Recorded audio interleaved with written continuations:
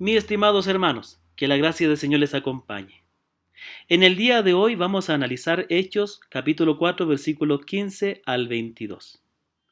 En este momento, este texto que vamos a estudiar nos habla acerca de la decisión que tomaron las autoridades judías después de haber apresado a Pedro y a Juan para prohibirles que prediquen en el nombre de Jesús. Ahora, nosotros siempre que hacemos el análisis usamos este término, análisis de discurso. Pero si usted se da cuenta, hoy le hemos llamado análisis de eventos. ¿Por qué es esto? Porque lo que vamos a analizar hoy día no es un discurso, sino una narración, un relato de hechos, hechos históricos. Ahora, hasta ahora, todo el método que hemos aprendido lo hemos utilizado en cartas, en epístolas, en textos que no son narraciones, textos que son enseñanzas o discursos. Pero cuando analizamos una narración o podríamos llamar un texto que habla de hechos, de eventos, el análisis también se aplica, pero de una manera diferente. Eso es lo que vamos a hacer hoy día. Tenemos nuestro texto en Hechos capítulo 4, versículo 15 al 22, el cual dice así: Entonces les ordenaron que saliesen del concilio y conferenciaban entre sí, diciendo: ¿Qué haremos con estos hombres? Porque de cierto señal manifiesta ha sido hecha por ellos, notoria a todos los que moran en Jerusalén, y no lo podemos negar. Sin embargo, esto es muy importante aquí, para que no se divulgue más entre el pueblo, amenacémosle para que no hablen de aquí en adelante a hombre alguno en este nombre. Y llamándoles, les intimaron que en ninguna manera hablasen ni enseñasen en el nombre de Jesús. Mas Pedro y Juan respondieron diciéndoles: Juzgad si es justo delante de Dios obedecer a vosotros antes que a Dios, porque no podemos dejar de decir lo que hemos visto y oído. Ellos entonces les amenazaron y les soltaron, no hallando ningún modo de castigarlos por causa del pueblo, porque todos glorificaban a Dios por lo que se había hecho, ya que el hombre en quien se había hecho este milagro de sanidad tenía más de 50 años. Entonces, tenemos ante nosotros no un discurso, sino una narración, un relato que habla de hechos. Ahora, para poder analizar y aplicar este método a una narración, las proposiciones que nosotros comúnmente les llamamos, ahora les vamos a llamar, también les llamamos proposiciones, pero las vamos a identificar como eventos. Es decir, que primeramente, en vez de identificar las proposiciones, vamos a identificar eventos. Y después vamos a agrupar esos eventos para un mejor estudio y ahí vamos a identificar las proposiciones. Entonces, vamos a identificar los eventos que se narran en esta historia. El primer evento es versículo 15 al 17. Bueno, versículo 15 al 17. Ojo, que lo que va a marcar la división aquí es los actos. Hay muchas proposiciones, pero aquí vamos a identificar los eventos. Cada cosa, cada acción que se va relatando. Primeramente, versículo 15 al 17, ahí tenemos el primer evento y este evento consiste en la reunión y la conferencia que tuvieron las autoridades judías. Dice que ellos se reunieron y conferenciaban entre sí para saber qué harían con los acusados. Versículo 17 nos dice que ellos decidieron, para que no se divulgue el milagro, amenazarles. Y ahí tenemos entonces el primer evento, la reunión de las autoridades. El segundo evento es que una vez que ellos se reúnen y toman una decisión, ellos publican esta decisión a los acusados. Versículo 18 nos dice que ellos llamaron a Pedro y a Juan y les comunicaron que ellos no debían hablar en el nombre de Jesús. Este es el segundo evento. De ahí tenemos un tercer evento.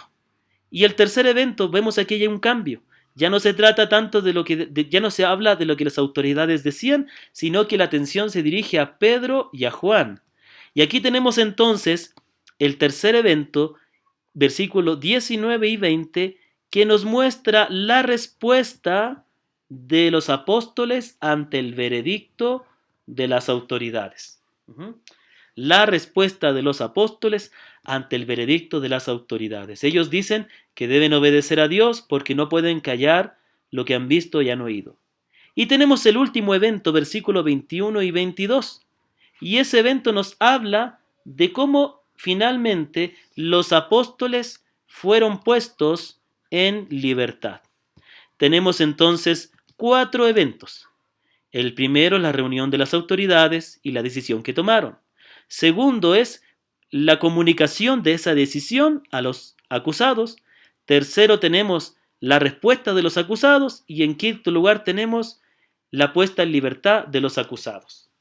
Lo que vamos a hacer ahora es agrupar aquellos eventos en los cuales es posible. Es decir, no podemos agrupar la respuesta de Pedro con lo anterior porque estos eventos tratan de personas diferentes.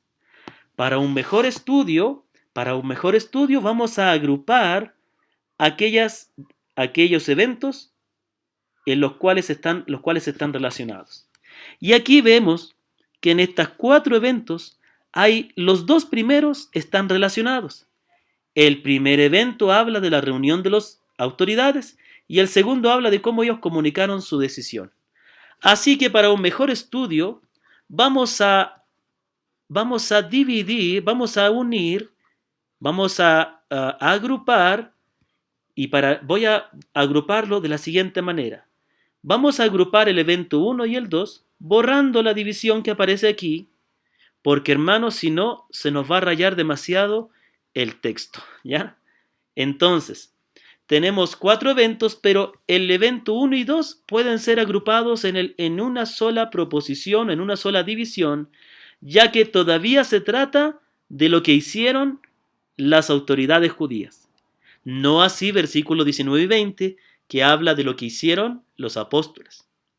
Entonces tenemos la primera división, tenemos los hechos que hablan acerca de las autoridades judías. La segunda división tenemos los hechos que hablan de los apóstoles. Y la tercera división tenemos la puesta en libertad de los apóstoles. Muy bien. Ahora sí, tenemos estos 3 eventos. Ahora, ¿qué relación cumplen estos 3 eventos? Bueno, aquí déjeme decirle algo. Como estamos estudiando un relato histórico, se trata de eventos que se van narrando en orden cronológico. Por lo tanto, si es que no me equivoco, siempre que estudiemos relatos históricos, narraciones, siempre los eventos se agruparán como una progresión. Es decir, que siempre las divisiones constituirán una progresión, ya que no es un discurso que tiene argumentos, sino que está hablando de hechos presentados en orden cronológico. Entonces lo primero que tenemos que entender es que siempre que estudiemos un relato histórico, siempre que estudiemos una narración que habla de eventos, siempre será una progresión. Dentro de cada una de las divisiones pueden haber otro tipo de proposiciones, pero todo el cuerpo de divisiones siempre será una progresión, ya que siempre serán hechos que van siendo narrados en un orden. No puede ser una serie porque no se puede alterar el orden de los hechos. Tampoco puede ser alternativa porque está hablando de hechos concretos y el orden es muy importante. Pueden haber entre medio de ellos algunos eventos que funcionen como fundamento, concesiva y otras más, como vamos a ver, pero en sí todos los eventos conforman una progresión. Siempre va a ser así en los relatos históricos, en las narraciones. Muy bien, vamos a analizar el primer gran evento. Y aquí tenemos 3 divisiones. Primero tenemos la reunión, versículos 15 y 16, tenemos la primera división. ¿Y de qué nos habla? Nos habla versículos 15 y 16 que reunidas las autoridades reconocieron que el milagro había sido verdadero y no lo podían negar. Señal manifiesta ha sido hecha por ellos, notoria a todo, de modo que en Jerusalén, notoria a todo lo Jerusalén, y no lo podemos negar. Entonces, primero nos muestra la primera división o la primera proposición o evento aquí. Bueno, proposición sería, porque esto pertenece a este gran evento, es que ellos no pudieron negar el milagro. Y entonces, versículo 17 nos muestra la decisión que tomaron. ¿Qué decisión tomaron? Amenacémosle para que no se divulgue. Para que no se divulgue más entre el pueblo, amenacémosle para que no se hable de aquí en adelante a hombre alguno en este nombre. Pero esta proposición comienza con esta expresión, sin embargo, lo cual nos indica que a pesar de que ellos reconocieron que el milagro era verdadero, aún así quisieron negarlo. Y esto es una cláusula concesiva, es una proposición concesiva. El identificar esto es muy importante, porque al decir sin embargo, es como que está diciendo, ellos reconocieron que el milagro era verdadero y no lo podían negar. A pesar de eso, ellos no quisieron que se divulgara. Entonces realza la gravedad de la negación de ellos, realza el pecado de rechazo, porque nos está diciendo que no les importó el hecho de que el milagro era evidente, aún así lo quisieron tapar. Y entonces, versículo 18, tenemos la otra proposición que es la manera en que ellos, o es el acto en que ellos comunican entonces la decisión a los apóstoles. Entonces tenemos aquí tres eventos o tres divisiones. Primero vemos que ellos reconocieron que el milagro era verdadero. Segundo, una cláusula concesiva que a pesar de eso lo negaron. Y en tercer lugar, ellos comunicaron esta decisión a los apóstoles. Muy bien, ahora vamos a la segunda gran división, al segundo gran evento. El apóstol Pablo, en primer lugar, el apóstol Pedro responde, y aquí tenemos la primera, que él responde que es necesario obedecer a Dios antes que a los hombres, y la segunda nos dice porque no pueden dejar de decir lo que han visto y oído. Este porque nos indica que entonces esta segunda cláusula es el fundamento, es decir, la razón por la cual el apóstol Pedro les expresa a las autoridades que él debe obedecer a Dios antes que a ellos es porque él no puede negar la verdad. No puede negar aquello que es evidente. Y él tiene que serle fiel a Dios. Tenemos entonces la tercera división, la última. Y la última está dividida en dos también.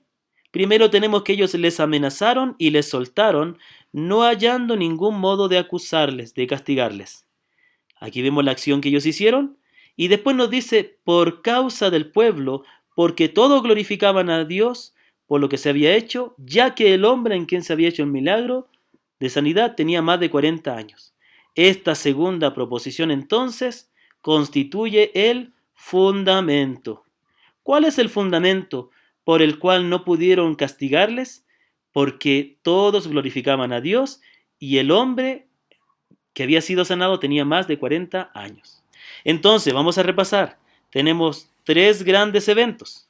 La reunión de las autoridades, la respuesta a los apóstoles y la puesta en libertad. Entendamos, una vez más, que cuando estamos analizando una narración, siempre será una progresión de eventos. Tendríamos entonces un bosquejo como el que sigue. Primer evento o primera división es el veredicto de las autoridades, versículo 15 al 18. El segundo evento es la respuesta de Pedro.